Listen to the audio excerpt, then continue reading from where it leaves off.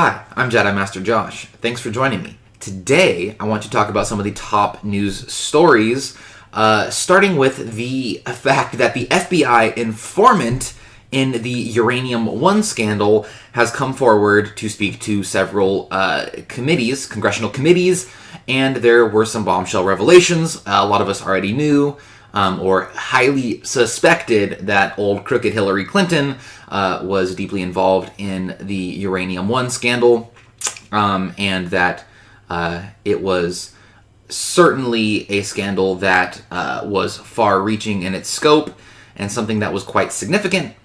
But now we're starting to get some details that are confirming some of those suspicions. So this is from Sarah Carter. An informant who spent years gathering information on the Russian energy and uranium market industry for the FBI met staff members of the Senate Judiciary Committee, House Oversight, and House Intelligence Committees on Wednesday, saying, quote, "For several years, my relationship with the CIA consisted of being debriefed after foreign travel," Campbell noted in his testimony, which was obtained by this reporter. Quote, "Gradually, the relationship evolved into the CIA tasking me to travel to specific countries to obtain specific information. In the 1990s, I developed a working relationship with Kazakhstan and Russia and their nuclear energy industries. When I told the CIA of this development, I was turned over to the FBI counterintelligence agencies." The informant's attorney, Victoria Tonsing, partner at the firm DeGeneva and Tonsing, if that is how you pronounce that, said the following, quote, "Mr. Campbell testified for over 4 hours until he answered every question from 3 congressional committees, the Senate Judiciary, House Oversight, and House Intelligence. He recounted numerous times when the Russians bragged that the Clintons' influence in the Obama administration would ensure the approval for Uranium One, and he was right." So clearly you've got a very sketchy situation, and we know that the FBI had basically made it to where he couldn't come out and couldn't actually make the fact that he knew about this FBI informant be effective in any way. They basically stonewalled him, and that was something that was accomplished by a couple key figures, one being former FBI Director Comey, but also someone who is certainly in the middle of this scandal is also the special counsel right now, good old Robert Mueller himself, and these are people who will begin to be implicated more and more as time goes on. I am certain of it. The story goes on. He shared with the committee information he provided to the FBI and has in the past described his frustration with the Obama administration's failure to stop Russia's nuclear giant from purchasing 20% of American uranium mining assets. Rosatom was seeking the approval to purchase the Canadian mining company Uranium One. So Rosatom is this Russian company, Russian energy company that is at least in some part dedicated to nuclear energy, and they were going to buy this Canadian mining company Uranium One, and it was basically going to be the go-between, sort of the middleman between uranium production in the United States and Russia. And it goes on. 10X continues to supply Iran with fuel through their Russian company TVEL, stated Campbell in a 2010 brief provided to the FBI. Campbell informed the FBI of the close relationship between TVEL and 10X, both a part of the Rosatom group. Would you look at that? So what you have here is these different companies that are sort of at arm's length at best to Russia, to Rosatom, this company that's trying to get involved in uranium production and transportation. Getting a corner of the market on it is what Russia wanted to do, at least in one aspect. But Russia is basically supplying, at least to some degree, some sort of energy or some sort of possibly even, I guess maybe nuclear material in some capacity. I'm not sure exactly, but long story short is they were helping out Iran, at least in part through their energy companies that are connected to Rosatom, and this is something that the FBI apparently stonewalled and didn't take into account properly before allowing this Uranium One deal to go through. It goes on to say he had given the FBI irrefutable evidence showing how contracts obtained from the same Russian energy company 10X were based on contract bribery and other nefarious actions, he said. Campbell had been told by his FBI handlers that his work had made it at least twice into President Obama's classified daily briefings. Good old President Obama, just another example of all these massive scandals and how it's hilarious that the mainstream media said that Obama had a scandal-free presidency when it is laden with plenty of scandals to pick from, for sure. No shortage on the scandals there. So what you've got here is just bombshell, because this is this FBI informant who was stonewalled for years, who's finally now able to come out, and he's saying clearly, look, I had clear, information, evidence to show that these, Russians were attempting to basically give kickbacks and engage in bribery to be able to secure this deal, this massive deal to gain a corner of the market on uranium production and actually be able to control 20% of the uranium production in the United States. And of course, Hillary Clinton, as the Secretary of State, was key in the fact that she was part of the committee that the government committee that approved the Uranium One deal, and of course got a bunch of money to the Clinton Foundation.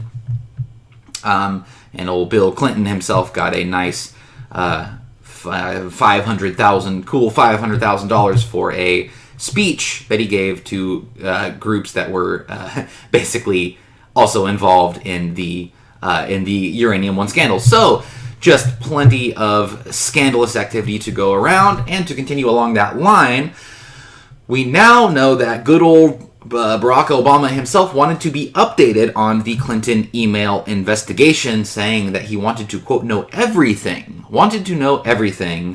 and also that he said he did not get involved in FBI or DOJ investigations. Not a complete gaslight at all, not a total lie to your face, like if you like your doctor, you can keep your doctor, if you like your plan, you can keep your plan. No. He's Obama. He can do no wrong.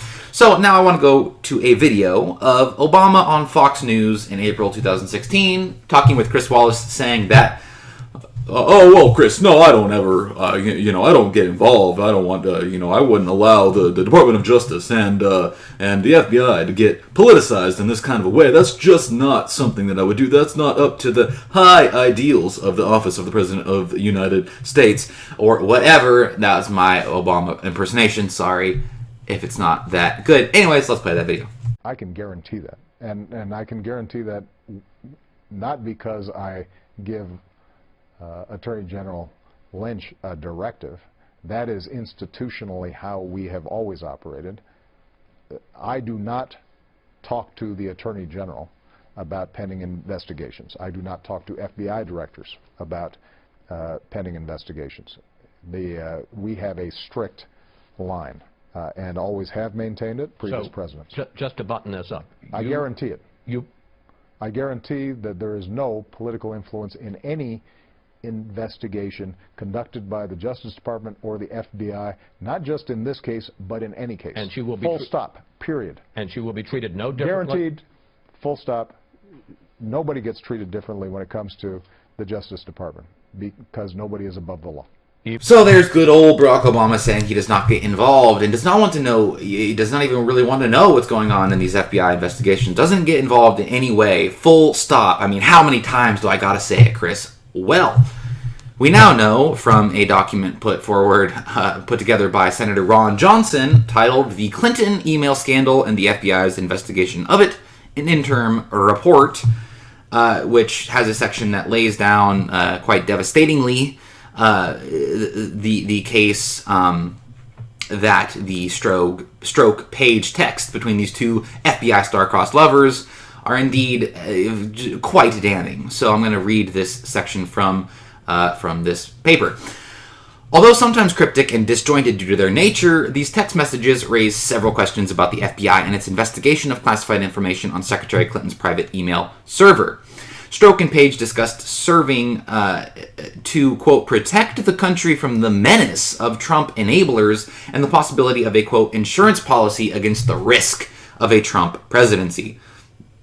The two discussed then Attorney General Loretta Lynch, knowing that Secretary Clinton would not face charges before the FBI had interviewed Secretary Clinton and before her announcement that she would accept Director Comey's prosecution decision. Nothing to see here, folks. They wrote about drafting talking points for then Director Comey, and this is key, this is the point I was mainly trying to get to, because President Obama, quote, wanted to know everything we're doing.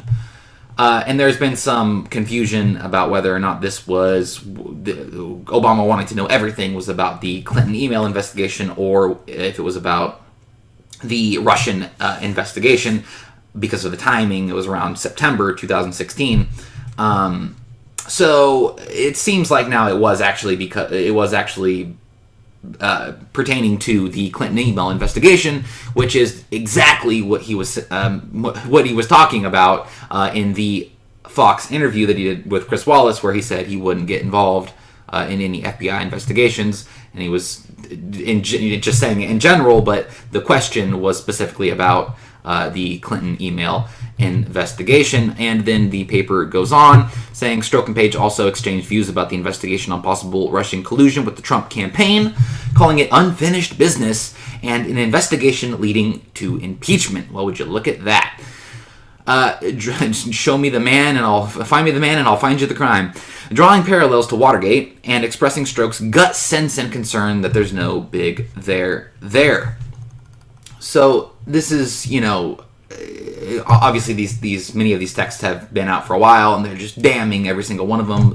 The most recent deluge of texts included the ones where they were saying that Obama clearly apparently wanted to know everything apparently about the Clinton email investigation.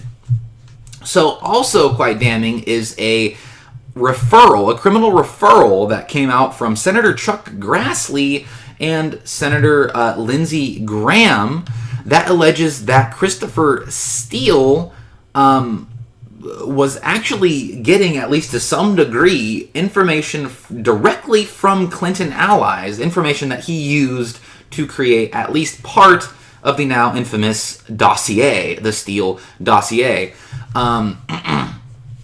Also worth noting is that Carter Page actually worked with the FBI in 2013. So there's all this hubbub about the people are saying, oh, well, there was, the FBI was basically investigating, or there, Carter Page was under investigation or something like that back in 2013. Well, actually, he was cooperating with the FBI back in 2013 against Russian interests. And the simple fact of the matter is that without the Steele dossier that was created using false, salacious, unverified information from the Russians, and apparently now Clinton allies, actual Clinton cronies, which is just incredible.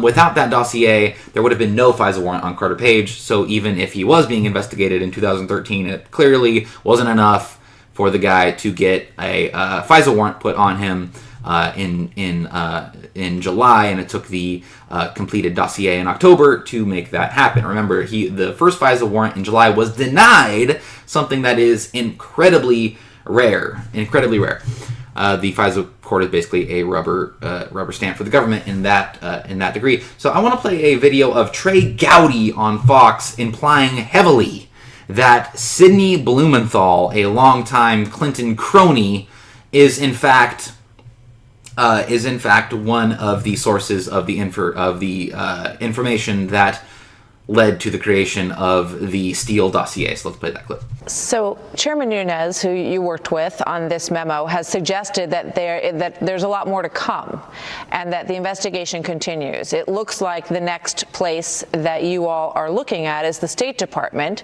during the Obama administration. We know that there was a criminal referral that was made by Senators Graham and Grassley. In it, it includes this. The foreign source gave information to an unnamed associate of Hillary and Bill Clinton, who then gave information to an unnamed official in the Obama State Department, who then gave the information to Steele. What do you know about that?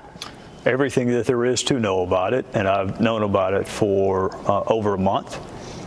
If you go and read the documents at the Department of Justice, you see it. I'm troubled by it. It is one reason I have tremendous respect for Michael Horowitz, who's the Inspector General of the Department of Justice. It's one reason that I reject the notion that the IG himself alone can investigate the Department of Justice, because there is a State Department component to this. It needs to be investigated. I don't view the investigation in terms of stages. To me, it's just one continuous investigation in pursuit of all relevant facts leading towards the truth. I'm pretty troubled by what I read in the documents with respect to the role the State Department played in the fall of 2016, with including information that was used in a court proceeding. I am troubled by it. So weeks before the election, somebody in the Obama State Department was feeding information from a foreign source to Christopher Steele. When you hear who the source, one of the sources of that information is, you're going to think, oh my gosh, I've heard that name somewhere before. Where could it possibly have been? And the foreign source?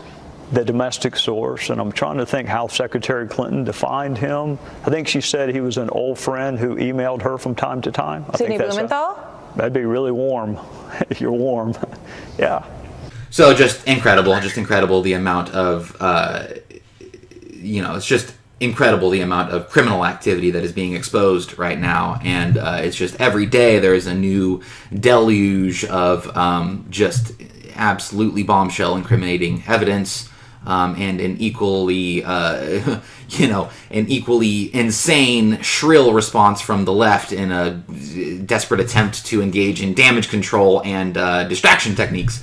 Now, shifting gears, I want to go to talk to the subject of illegal immigration, and I want to highlight some absurd examples of illegal immigration and how our immigration system is busted. So this is from the Washington Times. DHS Record. Illegal immigrant deported 44 times. 44 times in 15 years.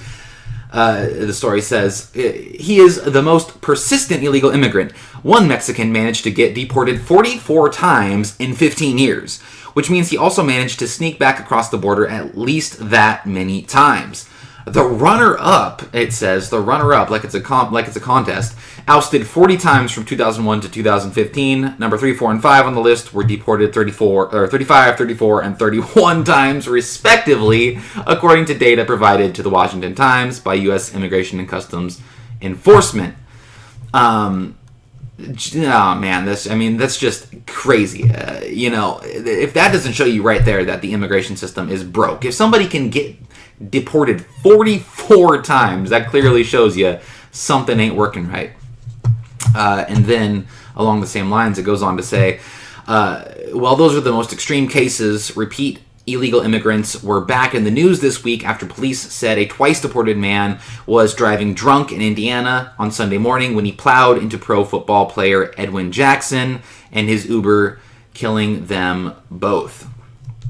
So obviously a very, very sad story there. And just, again, another example of, the damage that's caused. I mean, literally costing people's lives. The actual, loss of life is being caused, because of people who are here in the country illegally because of a broken immigration system. I mean, there's no getting around that. So, just insane. And now from the Daily Wire, immigration breakdown. Diversity visa recipient funded terrorist. DACA recipients busted in human smuggling. And then there's a little quote from Barack Obama. Some of our best and brightest young people, from good old Barack Obama. On Wednesday, Thomas Homan, Deputy Director of U.S. Immigration and Customs Enforcement, noted that the U.S. government is moving to strip a Sudanese-born beneficiary of the diversity visa lottery of his legal status after he funded a terrorist. The Washington Examiner reports Mubarak Ahmad Hamid, hashtag not all Muslims, was convicted in 2010 of sending $1 million from a nonprofit to a terrorist in Jordan who redirected the funds into Iraq in the years before the U.S. invasion to depose its leader Saddam Hussein. Hamid began a 4-year, 10-month prison term in 2012. Justice Department officials asked a federal judge on Wednesday to revoke his legal status in a denaturalization complaint. While authorities moved to strip the Sudanese national of his legal status, U.S. Border Patrol agents have had their hands full along the southern border, catching four DACA recipients in the span of 1 week, each in separate incidents participating in human smuggling and smuggling illegal aliens into the United States. So just another wonderful example of how how illegal immigrants are just the best people in the world, especially the DACA. Those poor children. They are just all just the best examples of society, and you can't say anything bad about them because clearly then you are you are engaging in activity that is clearly racist, and you clearly just hate Mexicans. So that's all there is to it. So Nancy Pelosi, in the wake of all this madness, Nancy Pelosi gets up on the House floor and for 8 hours manages to mumble on for 8 hours. Somehow her dentures didn't fall out. Somehow, she didn't need to get just an injection of whatever the heck that stuff is, the Botox. That's what I was thinking of, Botox. And apparently she had an extra large pair of Depends on because somehow she was able to stand there for 8 hours or 5 hours or whatever without using the bathroom and just rambled on about the DACA, the DACA children, they're so wonderful. We owe this to them because we're such a racist country and blah, blah, blah, blah, blah, blah, blah, blah, blah. And in the Senate, they don't have what's called the filibuster, but they have this thing called the Magic Minute, which Nancy Pelosi, as the minority leader in the House, was able to capitalize on, to ramble on and on and on and on. And while this happened, there was the most hilarious video I've seen in a little while, few days. I mean, with all the liberal insanity out there, it's quite frequent. But there's a video out there of California Democrat Doris Matsui, something of the sort, one of the two, falling asleep behind Nancy Pelosi as she's rambling on mindlessly. Let's go to that clip. When she came.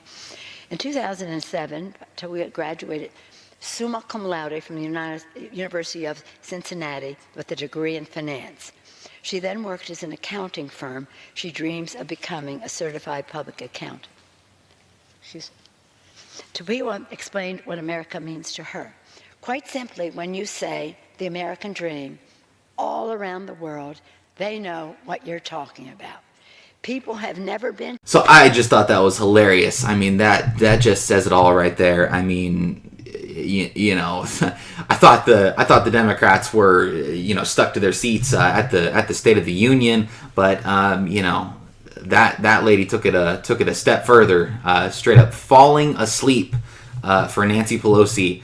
And that's about right, because when you listen to Nancy Pelosi ramble on for even a few minutes, you basically want to start snoozing, because her incessant rambling just makes you basically lose all form of capacity to think in any way, shape, or form. So you kind of just shut down from the loss of brain cells. But that I thought was just hilarious. I mean, so yeah, that's been making the rounds on the internet.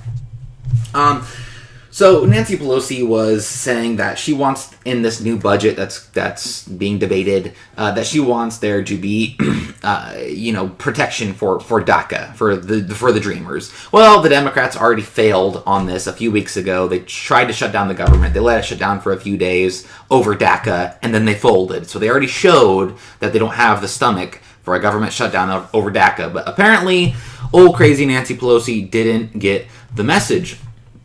Well, it seems that the Republicans and the Democrats and the Senate have reached an agreement to fund the government for the remainder of the fiscal year and set up spending caps for the next 2 years. But old Rand Paul is doing a filibuster right now that actually caused a shutdown. So we are now in the midst of another government shutdown. As you will notice, the sun will rise in the morning, the grass will continue to grow, and life will go on because the functions of the government that shut down in a government shutdown are not the types of things that are really noticeable to people's lives in any real significant way, unless possibly you're a government worker. So Rand Paul's filibustering and the government got shut down. Rand Paul's filibustering because he doesn't want to see the government continue to spend inordinate amounts of taxpayer money, and I am right there with him on that.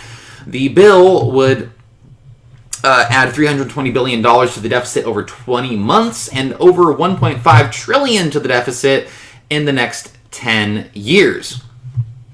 The plan would extend the Children's Health Insurance Program, CHIP, and it would give $90 billion to emergency disaster relief funding.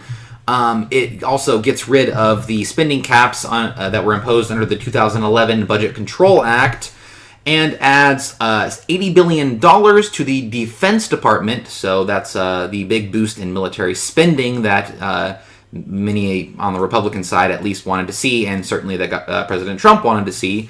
So that will be the cherry on top for in his point of view for sure. And the domestic budget received a $60 billion boost. So you've got a lot of Democrats who are certainly happy about the fact that they've got a lot more taxpayer money to spend on all sorts of nonsense. And the media hypocrisy you can actually see playing out in real time in regards to Nancy Pelosi and Rand Paul. When it came to Nancy Pelosi grandstanding in the House, trying to not, basically threatening a government shutdown over illegal immigrants, basically, you had the media coming out and saying, look how brave Nancy Pelosi is, look how great she is. She stood up there for 8 hours in 4-inch heels. I mean, just insane levels of, sycophantic behavior. And then when they, are talking about Rand Paul, you see headlines like, Rand Paul is, shutting down the government just because, he just doesn't like voting on things or something. And, just Rand Paul is horrible. Rand Paul is terrible. He's trying to shut down the government. Rand Paul doesn't want the government to be able to function. He's, it's all Rand Paul's fault, basically. So you just get to see, in literally in real time, the rank hypocrisy coming out of the mainstream media. So as we sit right now, maybe not by the time this video is uploaded, but right now the government is shut down. I believe Rand Paul is still filibustering, and we will see how that all plays off. Now, shifting gears again, there was this amazing story, and I want to end with this. So this is from Squawker. Antifa disrupts LGBT parade, claims gay people are offensive to Muslims. Yes, you heard that right. Recently, in Stockholm, Sweden, a gay pride event was held that caused a bit of controversy. Everything was going great until someone made a wrong turn. Specifically, those participating in the march entered a predominantly Muslim territory. What happened next is a little confusing, to say the least. Antifa, short for anti-fascists, hit the scene, and they were not at all pleased with the locations of the gay pride marchers were choosing. Why? Because it was living proof that Muslims don't support gays. Instead, in their own countries, they throw them off bridges and stone them to death. One Swedish Antifa member, clearly supporting communism, had this to say in an interview promoted by VFN. Saying, quote, "It's a propagation against the Muslim population here. I think it's a private thing, what gays do in the bed." so engaging in some fairly fascist-like behavior, telling people that they can't engage in the sort of free speech activity that they want, because people want to stone them to death and kill them. Therefore, you don't want to offend those people. So why don't you just why don't you be quiet, shut up, and not let anybody see what you're doing? So just insane, just sort of the just crazy sort of mental gymnastics that you have to do to be a leftist. I mean, I just can't even imagine. Telling the truth and being principled is just so much easier. Anyways, Antifa began calling out those in the march, saying how they're, quote, fascist. Again, these are LGBT, the LGBT march. And in the wrong. The reporter who covered the event noted how some people were saying it was a, quote, PR stunt aimed at dividing communities.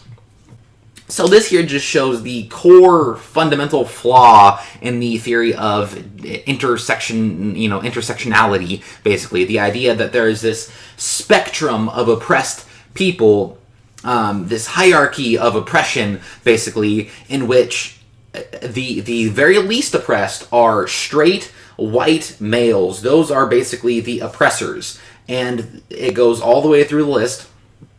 And all the way at the top would be people that are in the transgender community, for example, or it would be people that are Muslim, for example. Those are two at the very, very top. You've got different categories of women, different categories of men.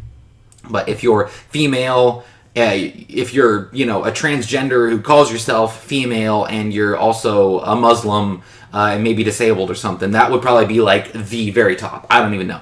But basically what happened here is you're seeing, because they've got this intersectional thing, so they're saying all these different groups who may be very different all have these things in common. They're all oppressed basically by the white male patriarchy, and that includes everyone from radical Muslims to the LGBT community, the radical, you could say, left, the LGBT community. And these two ideologically are fundamentally opposed to each other. Again, you've got the radical Muslims who, like to stone and throw gay people off of buildings.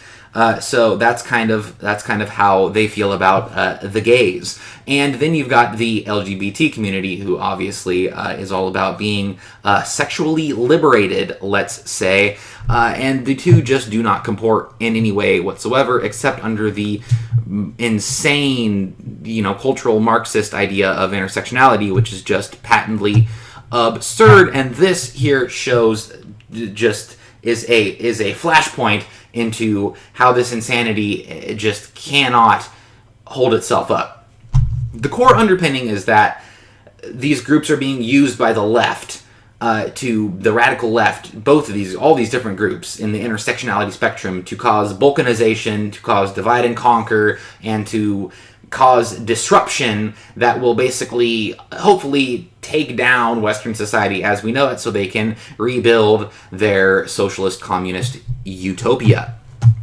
And it is worth noting that the media and the left, this is not the first time that the media, that the radical left has been forced to choose between a group or the other in their intersectionality spectrum, and it is not the first time that they have chose the radical Islamists, the radical Muslims, over the LGBT community. Back during the Pulse nightclub shooting, which was orchestrated by a radical Islamist who had links to different terror groups, at least in some degree, and certainly had the radical Islamist ideology firmly within his psyche, was, obviously the person who perpetrated the Pulse nightclub shooting on was a gay nightclub in Florida, I believe, and the mainstream media all they did is push for gun control. They didn't actually attack the underlying ideology, radical Islam, which kind of doesn't like gay people, which is kind of why he killed them.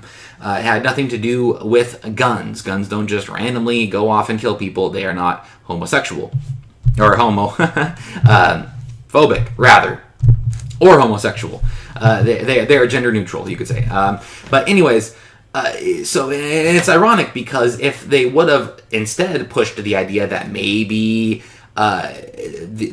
there's a problem with gun-free zones, and perhaps we should be telling the LGBT community to arm themselves and to practice gun, safe handling of guns, actual gun control, being able to aim properly. That's my kind of gun control.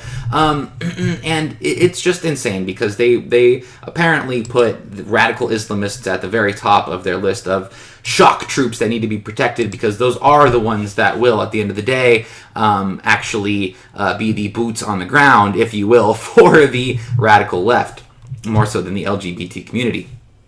So, with that, I hope you enjoyed this video. If you did, please subscribe. Please, leave a comment. I'd like to hear your thoughts. If there's anything you would like me to talk about, anything you would like me to discuss, I'd like to hear from you. Also, if you'd like to follow me on Twitter or Gab, I will have the accounts for those, or the links rather for those to my account in the description, as well as the link to my SoundCloud, which will have the podcast, I suppose, version of this video. So, again, with that, I hope you enjoyed this video. I hope you have a wonderful day, and may the Force be with you.